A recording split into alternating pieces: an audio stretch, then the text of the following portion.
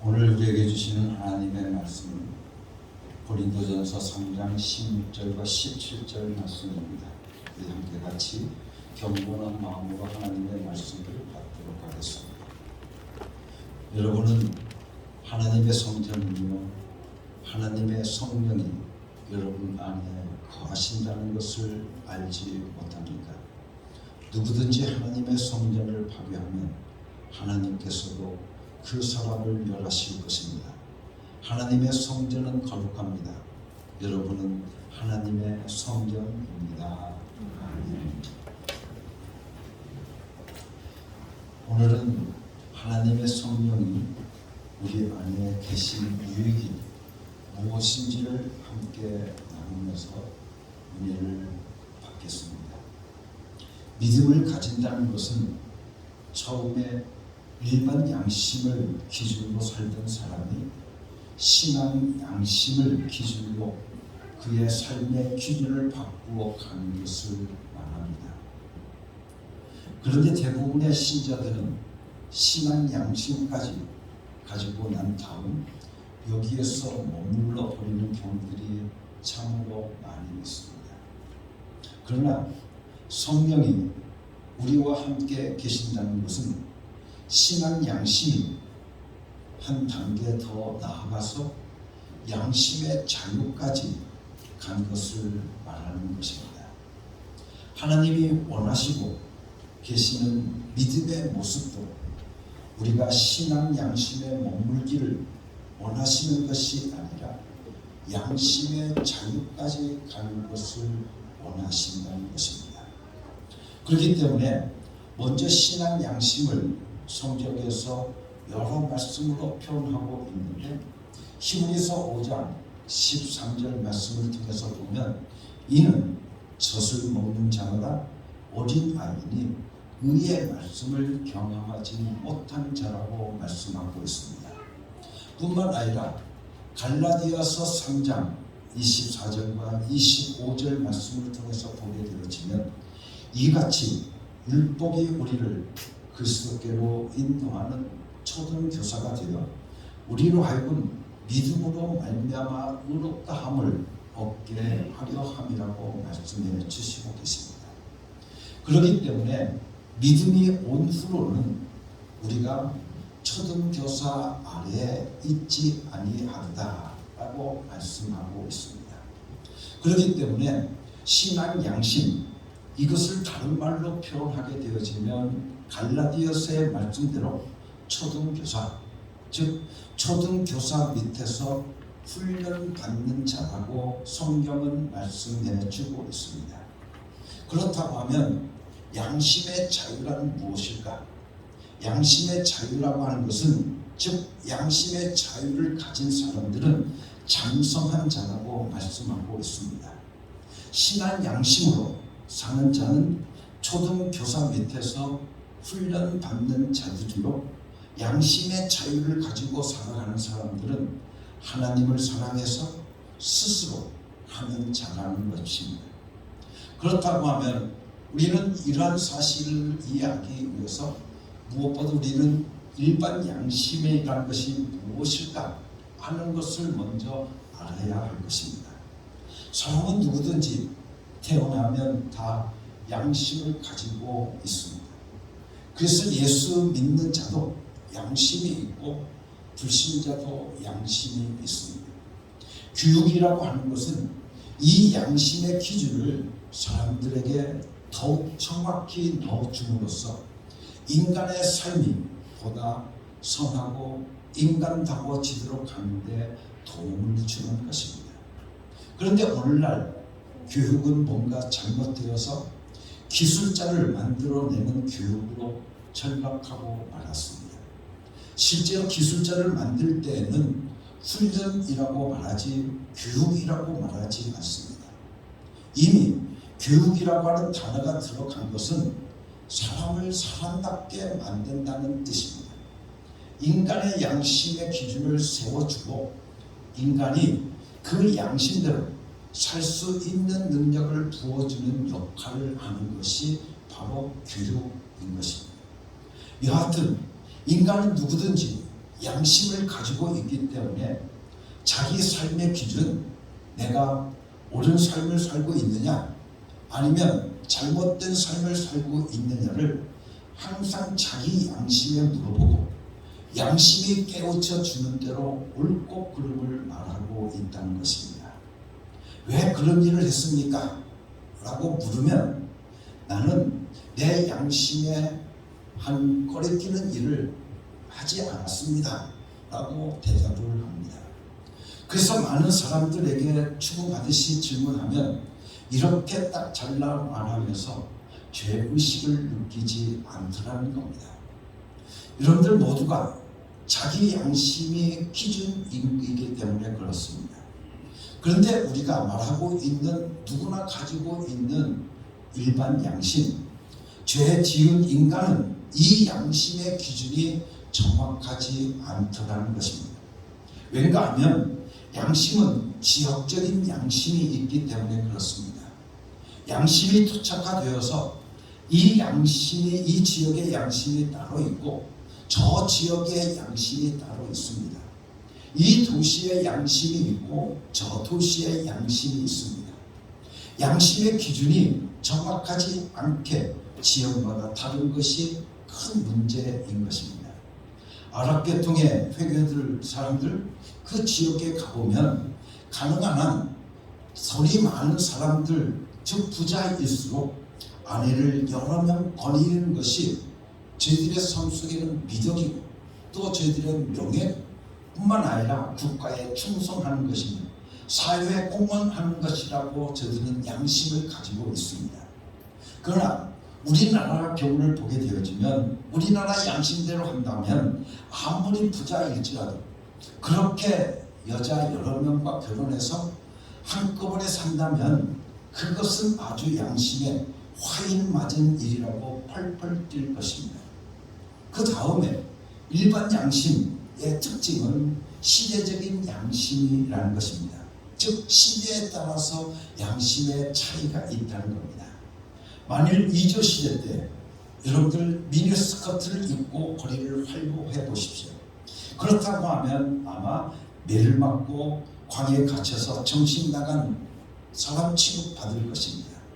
그러나 시대에 따라서 이미 양심이 바뀌어서 이제는 각선미가 아주 날씬한 사람이 미니스커트를 입으면 예뻐서 누구나 한참 넋을 잃고 쳐다볼 거야 됩니다.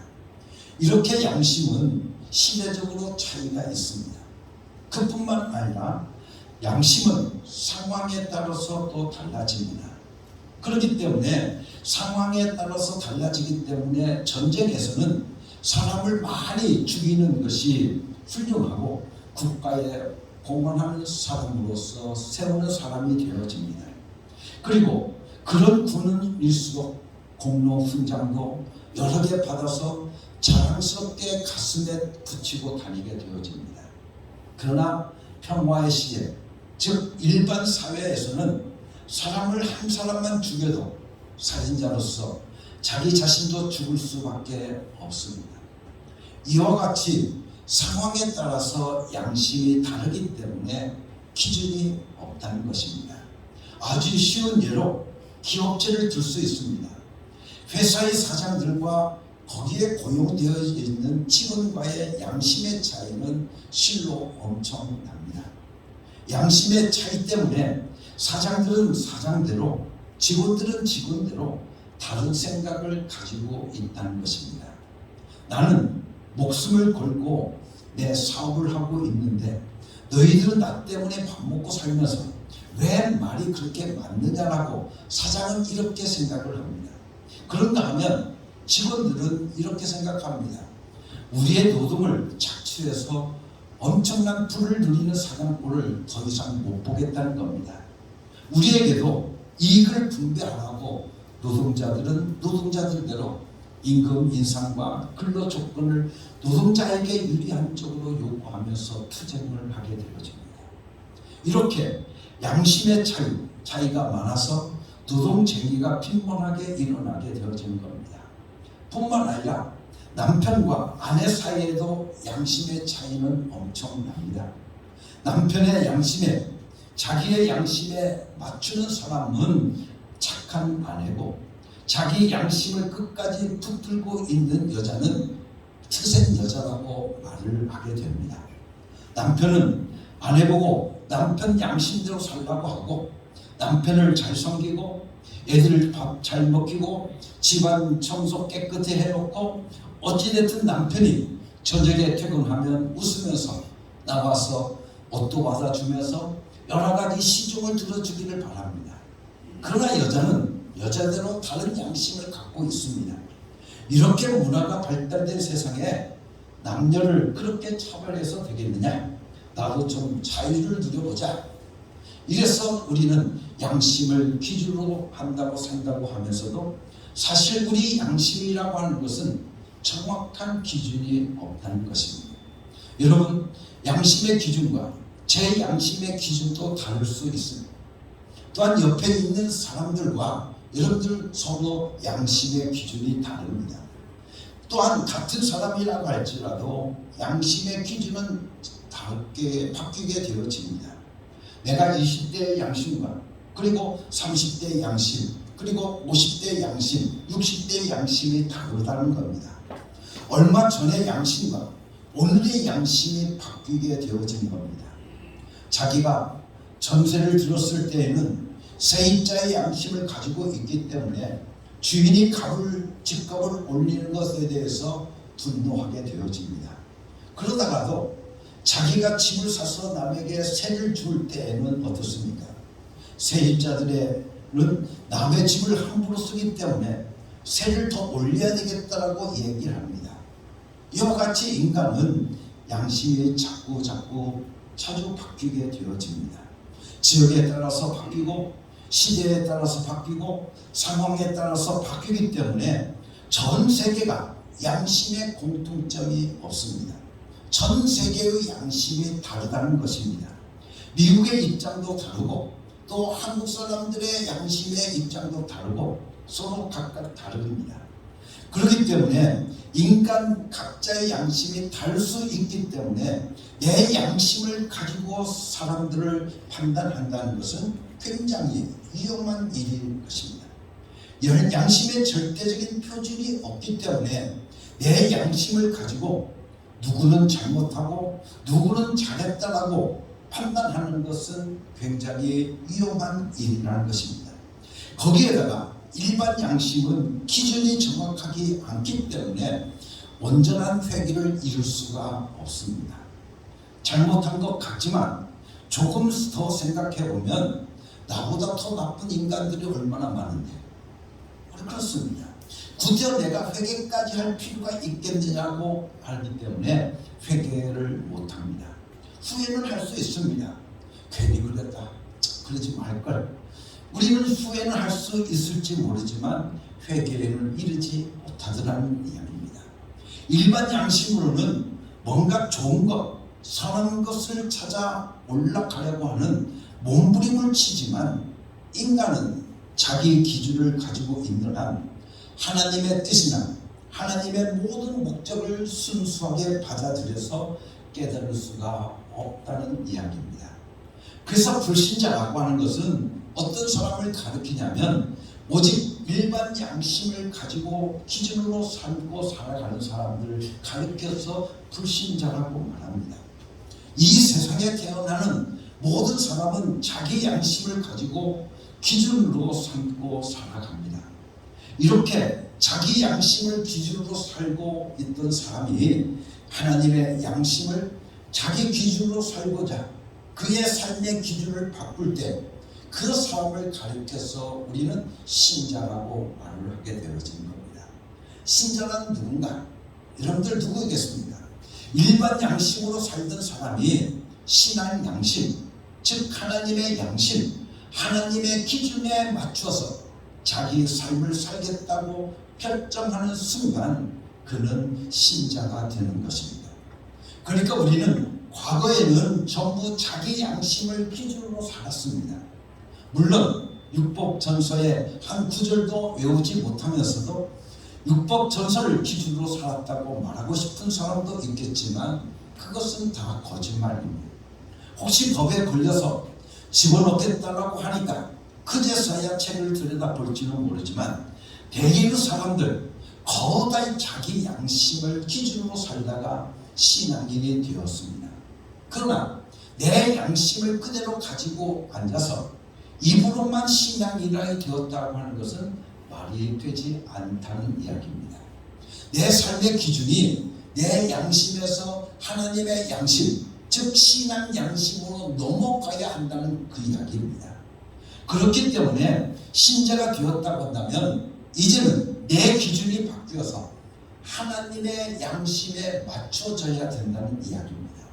내 양심에는 아무 거리낌이 없어도 하나님의 양심에 거리낌이 되어지면 그때부터 죄가 되는 것입니다. 우리 양심에는 모순이 아니어도 내 양심으로 볼 때는 하나도 어그러진 것이 아니어도 하나님의 양심에 걸리게 되어진다고 하면 그것이 바로 죄가 되는 것입니다. 전 세계 모든 사람들이 불신자로 살 때에는 죄의 기준, 선의 기준이 자기 양심에 근거합니다. 자기 양심에 따르기 때문에 각각 다른 기준을 가지고 있습니다. 그렇기 때문에 자기의 죄도 어느 것이 죄냐 아니냐 자기 양심에 물어봐서 가면서 이렇게 말합니다. 나는 양심적인 사람이야. 나는 양심적인 사람이야. 나를 아무리 잡아놓으려고 하지만 나는 절대로 양심에 걸리는 일을 한 적이 없어 라고 말을 합니다. 나는 죄인이 아니라는 것입니다. 그러나 신앙 양심, 하나님의 양심으로 기준이 옮겨졌을 때 이것이 신자가 되었다고 말하는 것인데, 신자가 되면 기준이 변하지 않는 하나님의 양심 안에 있기 때문에 이 세상의 모든 신자들에게 똑같이 적용되어지는 겁니다. 그러니까 인간의 양심은 쉽게 이야기해서 이렇게 생각합니다. 살인은 죄도 미워하는 것은 죄가 아니다. 미워할 수도 있지 않느냐? 그렇게 말을 합니다. 그러나 신앙 양심으로 옮겨지자 하나님의 양심은 미워하는 것도 살인죄라고 말하고 있습니다. 그래서 남을 미워한 적이 있는 내가 하나님의 양심에 비춰보니까 살인한 죄인이 되고 말더라는 이야기입니다. 미국 사람, 한국 사람, 일본 사람, 일반 양심으로 살 때에는 기준이 각각 다를 수 있지만 신앙 양심으로 살 때에는 전 세계가 똑같은 기준 하에 모이게 되어집니다. 내가 신자가 되었다는 것, 내가 믿는 사람이 되었다는 것은 다른 말로 표현해서 하나님의 양심의 법을 내 삶의 기준으로 삼았다고 하는 뜻입니다. 이런 것을 모르면 크리스찬이 되었다고 하면서도 끝까지 자기 양심만 주장하는 사람이 있습니다. 여러분들 정말 답답한 노릇이 아닐 수가 없습니다. 예를 들어 보면 일반 양심을 가지고 있는 불신자들은 자기 부모나 조상이 죽은 다음에 음식을 차려놓고 절을 합니다. 조상의 사후를 존중하려고 그들을 높이 받들려는 것, 그들의 일반 양심에는 전혀 거리낌이 없는 겁니다. 오히려 잘하는 일이고 당연한 일인 것입니다. 더 나아가서 제사를 지내는 것이 그들의 양심에 거리기까지 제사 지내는 것은 자기 양심에 거릴 것이 아니라는 것입니다. 일반 양심으로 사는 사람들에게 있어서는 너무나도 당연한 깊은 양속입니다. 그런데 우리가 신앙인이 되면 제사 지내는 것이 싫어집니다. 왜 그렇습니까? 하나님의 양심을 기준으로 삼기 때문에 그렇습니다. 우리가 크리스찬이 되자 신앙 양심으로 사는 자로 바뀌게 되었기 때문에 그렇습니다. 그런데 하나님의 양심을 보게 되어지면 조상에게 절하지 말라고 그렇게 되어져 있으니 그때부터 제사를 지내는 것이 거리끼기 시작한 것입니다. 그래서 제사를 지내는 것일까 말 것인가 저들이 굉장히 고민하게 되어집니다. 그런데 크리스찬들이 얼마나 우스운 일들을 많이 하는가 하면 자기가 거리끼는 것인데 불신자들까지 절하는 것까지 쫓아다니면서 말리고 있더라는 이야기입니다. 왜 말립니까? 말릴 필요가 없습니다. 그들은 그들의 양심대로 하는 것이기 때문에 불신자에게 절하지 말라고 하면 그 사람들은 사람의 도리로 못 지키는 사람으로 만들어버리고 말게 되기 때문에 그렇습니다. 자신들의 양심의 문제를 건드리고 들어오기 때문에 저항감이 생기고 반항이 생기게 되어서 집안 싸움이 시작하게 되어지는 겁니다. 절하면 안 되는 사람은 누구입니까? 신앙 양심을 가지고 있는 사람들입니다. 삶의 기준이 하나님의 양심에 있기 때문에 하나님이 원치 않는 절을 할 수가 없는 것입니다. 그래서 신앙 양심을 가진 사람은 절하지 말라고 하는 것이지만 불신자가 우상에게 절하는 것, 그들에게는 너무나도 당연한 것이요. 예수 모르는 가족들에게 절한다고 뭐라고 말지 말고 절을 하도록 내버려 두십시오. 더욱더 중요한 것이 무엇입니까? 그들이 예수를 믿게 되어지면 일반 양심을 갖고 있던 저들이 신앙 양심으로 갖게 되어지는 사람으로 바뀌게 되어진다는 겁니다. 그때가 되면 절하라고 해도 절하지 않습니다. 여러분들 그것을 알아야 됩니다. 우리는 그들의 일반 양심을 신앙 양심으로 바꿔 갖도록 전도하는 데 목적을 두어야 되는 겁니다. 그러니 우리들로 하여금 성급하지 말라는 겁니다. 고린도전서 10장 19절과 20절의 말씀을 보면 그런즉 내가 무엇을 말하느냐? 우상의 제물은 무엇이며 우상은 무엇이냐? 무릇 이방인이 제사하는 것은 귀신에게 하는 것이요 하나님께 제사하는 것이 아니니 나는 너희가 귀신과 교제하는 자가 되기를 원하지 아니하노라. 너희가 주의 잔과 귀신의 잔을 겸하여 마시지 못하고 주의 식탁과 귀신의 식탁에 겸하여 참여하지 못하리라. 그러면 우리 주를 노여워하시게 하겠느냐? 우리가 주보다 강한 자냐? 제사하는 것은 귀신에게 하는 것이라고 분명하게 말하고 있습니다.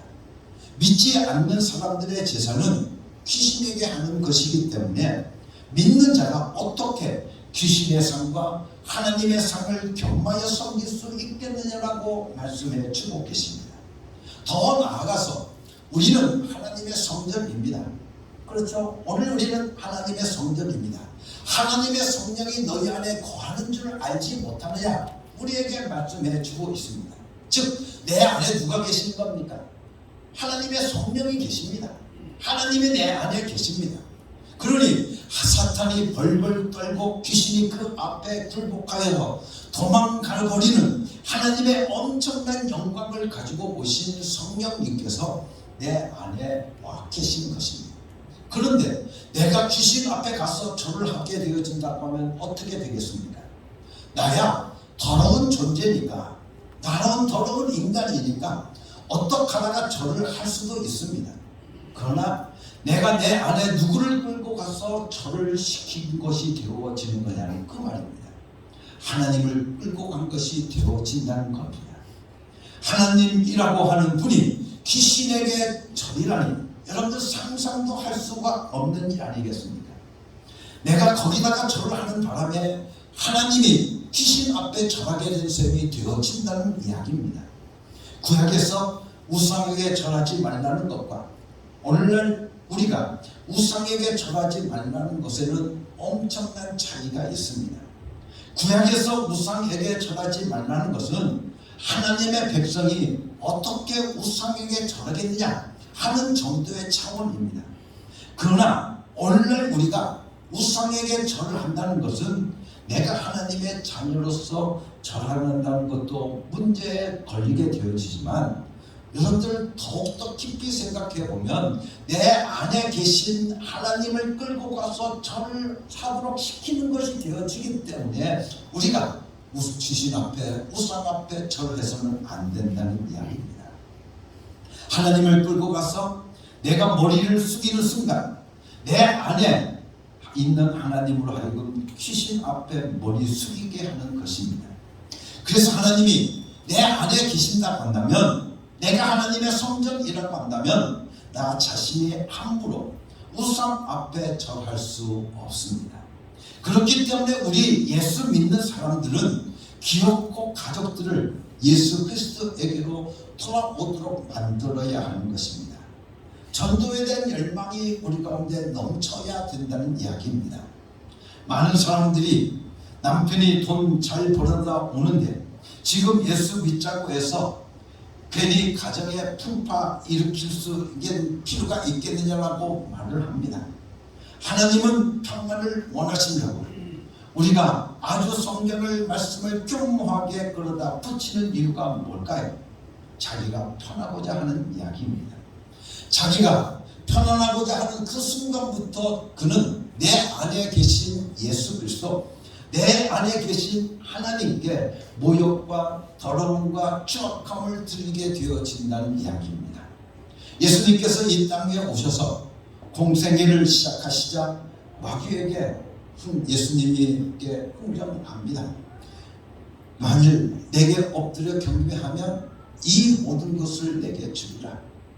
오늘 나에게 엎드려 경배하면 가정에 평화를 주리라, 부부간에 평화를 주리라, 자식간에 평화를 주리라, 친척과의 평화를 주리라. 같은 얘기입니다. 오늘날 우리가 우상에게 엎드려 경배하는 것은 내 안에 계신 예수 그리스도로 말미암아 엎드려서 경배하게 만드는 것입니다. 내가 엎드려 경배하면 이 모든 것을 내게 주리라. 예수님께 했던 이 유혹은 동서고금을 통해서 인류 전체, 아니 믿는 사람 전체에게 던져진 유혹인 것입니다. 우리가 믿음을 아주 정확히 해야 되는 겁니다. 친척과 화목하기 위해서, 가정의 잠깐 동안의 평안을 위해서 형식이라도 좋으니 엎드려 절해라, 굴복해라. 마귀는 어떻습니까? 똑같이 예수님께 말하는 것입니다. 천하의 영광을 얻을 기회가 있다. 그러니 엎드려서 절해라. 한 번만 경배해라. 예수님은 그때 그럴 수 없더라고 단호하게 거절하셨습니다. 우리의 믿음을 이렇게 정확히 가지고 있어야 한다는 것입니다. 믿음은 절대로 타협에 의해서 증거되는 것이 아닙니다. 우리가 하나님의 말씀을 절대로 사랑하고 믿을 때 하나님께서 역사하시기 시작하십니다. 그래서 신앙 양심의 기준, 하나님의 말씀으로 살라고 하는 것은 하나님을 시험하지 말라는 것입니다. 하나님만 섬기고 하나님만 경배하라는 것입니다. 하나님의 성전인 내 안에, 하나님이 내 안에 거하시는 거처로가 된 나는 귀신 앞에 절대로 절할 수가 없습니다. 하나님을 모시고 가서 절할 수가 없다는 이야기입니다. 우리는 신앙 양심이 삶의 기준이 되어진 사람들입니다. 일반 양심으로 살아가는 사람들이 아닙니다. 일반 양심을 기준으로 살아가는 사람들은 각자 자기 생각대로 살아갈 수 있지만 우리는 이제 하나님 양심에 내 삶의 기준이 맞추어야 하는 겁니다. 하나님의 양심에 삶의 기준을 맞추고 살아가는 사람들은 죄값이 사망이라는 것을 알고 있습니다. 영원한 저주가 있다는 것을 가르쳐주고 있습니다. 일반 양심은 저주가 있는 내세를 다루고 있지 못하기 때문에 이 세상에서 그저 편하면 된 거 아니냐라고 합니다. 내세를 포기하고 세상적으로 살다가 영원한 내세의 저주를 받느냐? 그렇지 않으면 하나님의 양심을 기준 삼아서 살면서 영광스러운 내세를 맞이할 것인가? 아주 중대한 문제가 걸려 있는 것입니다. 이것이 일반 양심과 신앙 양심과의 차이인 것입니다. 하나님의 도움을 받을 것인가? 내 힘으로 살 것인가? 마귀의 종이 될 것인가? 하나님의 종이 될 것인가? 쉽게 말해서 죽느냐 사느냐, 지옥이냐 천국이냐, 일반 양심이냐 신앙 양심이냐에 갈라지는 것입니다. 그런데 신앙 양심을 가지고 살아가는 사람들에게는 약점이 있습니다. 무슨 약점이 있는가 하면 신앙 양심을 가지고 있을 때는 하나님이 두려운 하나님이 되어지는 겁니다. 벌하시는 하나님이라는 겁니다. 신앙생활을 할 때 신앙 양심을 가지게 되어지면 이런 벌을 받고 저런 벌을 받고 또 이렇게 해서 벌을 받으면 어떡하나, 저렇게 해서 벌을 받으면 어떻게 하지? 우리에게 두려움이 따라옵니다. 두려워서 노력하고, 두려워서 성결해지려고 하고, 두려워서 하나님의 법을 지키려고 합니다. 우리가 신앙 양심 속에 두려운 것까지는 좋았는데, 하나님의 양심이 내 삶의 기준이 될 것까지는 좋았는데 왠지 항상 불안하고 두렵습니다. 신앙 양심은 하나님이 보신다고 하니까 항상 걱정에 매이게 되어집니다. 하나님께서 내 속까지 들여다보시면 어떻게 할까? 하나님이 이것까지 다 알고 계시다니 정말 큰일 났구나. 하나님이 저주하시면 어떻게 하나? 이러다가 혹시 지옥 가는 건 아니겠는가? 열심히 믿었는데 이거 한번 잘못하면 그걸로 지옥으로 떨어지는 것 아니겠는가? 그러나 염려하지 마시라는 겁니다. 두려워하는 우리에게 하나님은 이와 같이 말씀하고 계십니다. 너희가 하나님의 성전인 것과 하나님의 성령이 너희 안에 거하시는 것을 알지 못하느냐. 이 엄청난 말씀은 우리의 신앙 양심이 양심의 자유로 한 단계에 올라서도록 하기 위해 주신 말씀인 것입니다. 불신자가 일반 양심을 가지고 있다가 예수 믿는 사람이 되어서 신앙 양심을 갖게 되는 것은 바로 죽음에서부터 생명으로, 지옥에서 천국으로 바꾸어 주는 것입니다. 이처럼 이 땅 위에서도 정말 축복받으면서 살기를 원한다고 하면 신앙 양심이 양심의 자유로 바뀌어 가야 하는 겁니다. 그렇다고 하면 양심의 자유라는 것이 무엇일까? 양심의 자유라고 하는 것은 하나님을 두려워 섬기는 것이 아니라 내 자유로 하나님을 섬기는 것을 말하는 겁니다. 내 자유로 기도하고, 내 자유가 예배하고, 내 자유가 하나님을 사랑하고, 내 자유가 하나님을 열심을 가지고 섬기는 것입니다. 그러니까 믿음을 갖는 것도 지옥에 갈까봐 믿는 것이 아니라 나는 이제 그분을 믿지 않고는 살 수 없기 때문에 그분을 더욱더 열심히 사랑하고 믿는다. 예수님이 좋고 예수님을 사랑하기 때문에 예수님이 너무나도 영광스러워서 내 자유가 믿는 것이다 라고 우리는 말을 해야 되고, 이것을 우리는 이해해야 된다는 겁니다. 우리가 이 말씀을 알지 못하면 매일매일 협박받는 것과 같습니다. 그리고 이 말씀을 이해하지 못하게 되어진다면 교회 생활을 하면서도 매일 두려움이 뒤따르게 되어지게 되어집니다. 두려움은 형벌을 가져오게 되는 것입니다. 우리 마음속에 두려움이 있으면 두려운 것이 항상 현실로 반드시 일어나게 되어진다는 이야기입니다. 사람들의 말하는 것과 생각을 보게 되어지면 벌써 그 사람이 축복받을 사람인지 아니면 그의 생활에 어려움이 올 것인지를 알 수가 있습니다. 왜냐하면 마음에 불안이 있으면 불안한 일이 일어나고, 마음에 두려움이 있으면 두려움이 일어납니다. 뭔가 걱정이 있으면 걱정할 일이 일어나게 되어진다는 겁니다. 그렇기 때문에 우리가 신앙 양심에만 머물러 있으면 우리에게는 항상 두려움이 따르게 되어집니다. 벌 받으면 어떡하나? 저주 받으면 어떡하나? 잘못에 대한 대가가 지금 내게 떨어지면 어떡하나?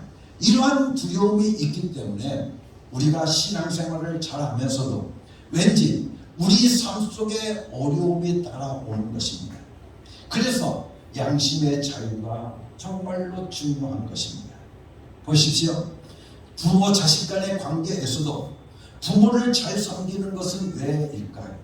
여러분들 왜 그렇습니까? 어떤 사람은 사람이 욕할까봐 부모를 잘 모신다고 말합니다. 또 어떤 사람들은 자식의 도리이기 때문에 부모를 잘 섬긴다고 말합니다. 그러나 그것 말고 내 자유, 자식된 자유, 그 자유가 부모를 사랑하는 것, 그냥 부모이기 때문에 사랑하는 것입니다.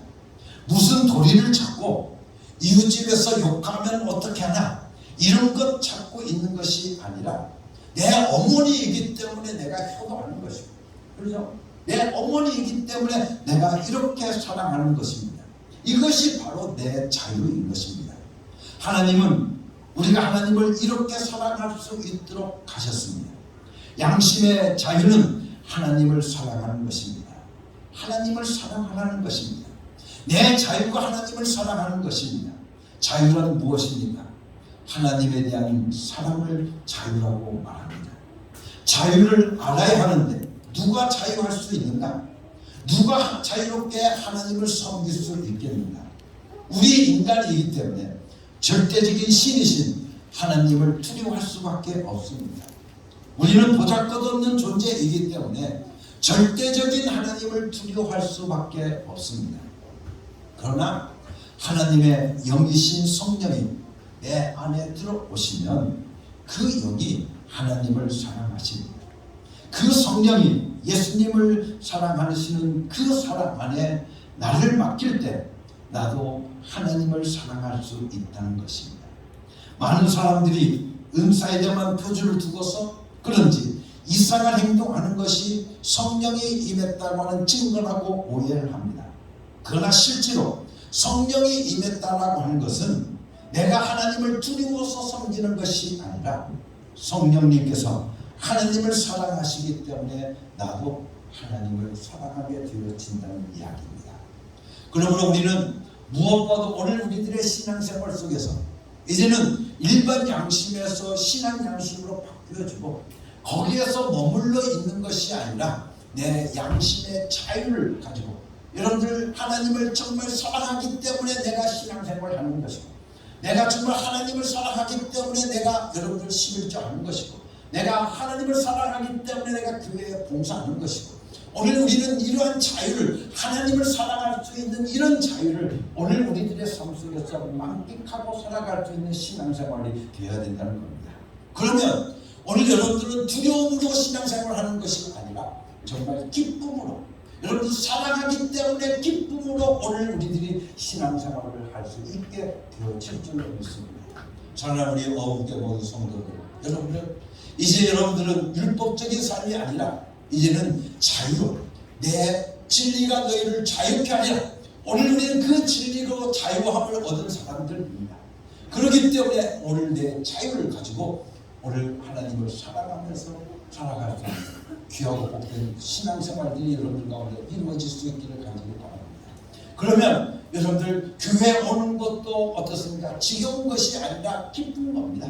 여러분들 교회 오면 오는 것이 여러분들 신앙생활 하는 것이 봉사하는 것이 지겨운 것이 아니라 오늘 우리는 그것이 너무나도 내가 하나님을 사랑하기 때문에 기쁨입니다.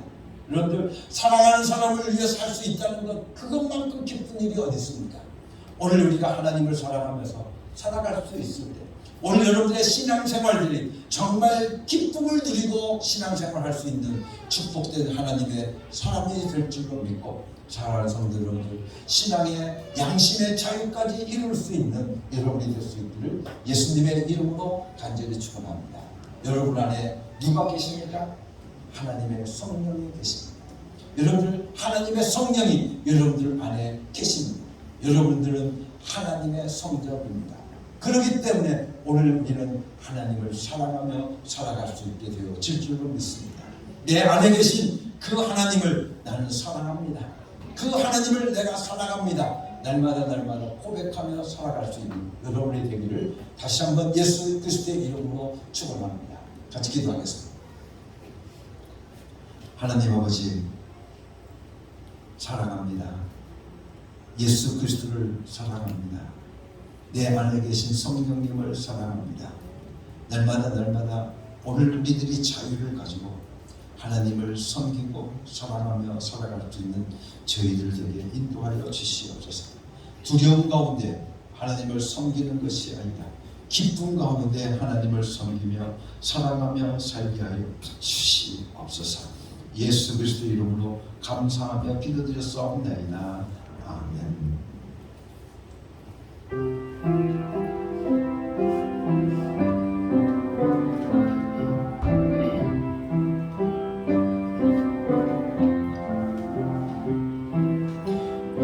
말씀 따라 사는 동안 지치지 않게 하시고 이 말씀 따라 사는 동안 주님 나라 이루소서. 사랑하는 성도 여러분, 이제 하나님의 명령대로 여러분의 삶의 자리로 나아가십시오. 예수 이름을 부르며 예수 이름의 권세와 예수 이름의 능력을 경험하고 체험하며 살아가는 여러분이 되시기를 바랍니다.